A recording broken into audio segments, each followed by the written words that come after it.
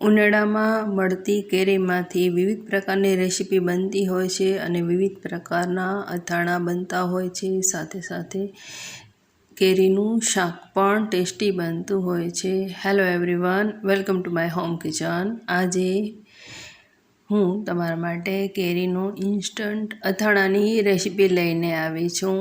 કેરીનું ઇન્સ્ટન્ટ અથાણું કહો કે કેરીનું શાક કહો, બહુ જ ટેસ્ટી બને છે. તે માટે મેં 3 કેરી લીધી છે. કેરીને સારી રીતે પાણી વડે ધોઈ અને તેને કોરી કરી લેવી. તો 3 કેરી મેં સારી રીતે ધોઈ અને કોરી કરી લીધી છે. હવે કેરીને સમારવા માટે સૌથી પહેલાં કેરીના ઉપરનો થોડો ભાગ એટલે કે એની દાંઠીનો ભાગ કાપી અને તેના 2 કટકા કરી લેવા અને તેની વચ્ચે ગોટલી દૂર કરી દઈએ. આ ઇન્સ્ટન્ટ અથાણામાં તમે કોઈ પણ કેરીનો ઉપયોગ કરી શકો, પણ જો તમને બહુ ખાટી કેરી ના લેવી હોય તો રાજાપુરી કેરી થોડી ઓછી ખટાશવાળી હોય છે, તેનો ઉપયોગ કરવો. તો કેરીના આ રીતે 2 પીસ કરી ગોટલી કાઢી લીધી. હવે તેના આ રીતે નાના નાના કટકા કરી દેવા. કેરીના આ શાકમાં તમે મોટા પીસીસ પણ રાખી શકો, પણ મેં થોડા બારીક સમાર્યા છે. તો આ રીતે મેં 3 કેરી સમારી લીધી છે. હવે કેરીના ઇન્સ્ટન્ટ અથાણામાં એડ કરવા માટે મેં 150 ગ્રામ ગોળ લીધું છે. ગોળને પણ આ રીતે સમારી લેવું. મેં આમાં અથાણાના સ્પેશિયલ ગોળ આવે છે એ ગોળ લીધું છે, જે થોડું નરમ હોય છે.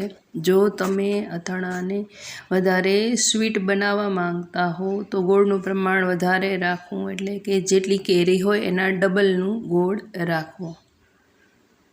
હવે ગેસ ઓન કરી પેન મૂકી દઈએ.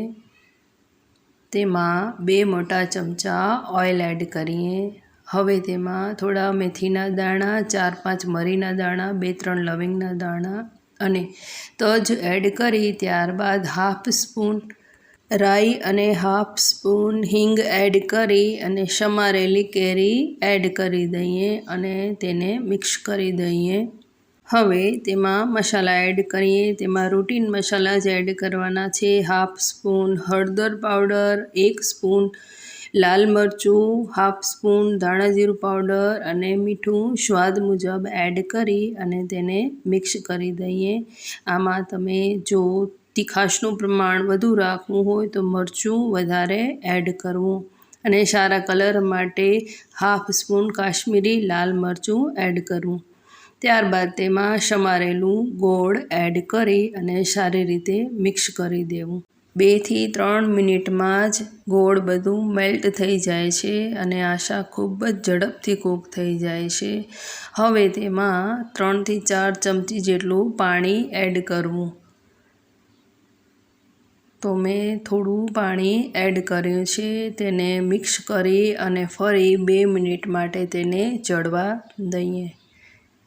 આ શાક મેં કેરીની છાલ સાથે બનાવ્યું છે. જો તમે ઈચ્છો તો કેરીની છાલ દૂર કરીને પણ આ શાક બનાવી શકો. તો આ રીતે બહુ જ ટેસ્ટી અને ચટપટું કેરીનું ઇન્સ્ટન્ટ અથાણું રેડી થાય છે. હવે આ અથાણું રેડી છે. ગેસ ઓફ કરી દઈએ. કેરીનું આ ઇન્સ્ટન્ટ અથાણું ફ્રીજમાં 1 વીક માટે સ્ટોર કરી શકાય છે અને પરાઠા, બ્રેડ, રોટલી જોડે બહુ જ ટેસ્ટી લાગે છે. કેરીના આ અથાણાની રેસીપી તમને કેવી લાગી મને જરૂરથી જણાવજો. તમે ઘરે કેરીમાંથી કઈ કઈ રેસીપી બનાવો છો એ પણ મને કોમેન્ટ કરજો.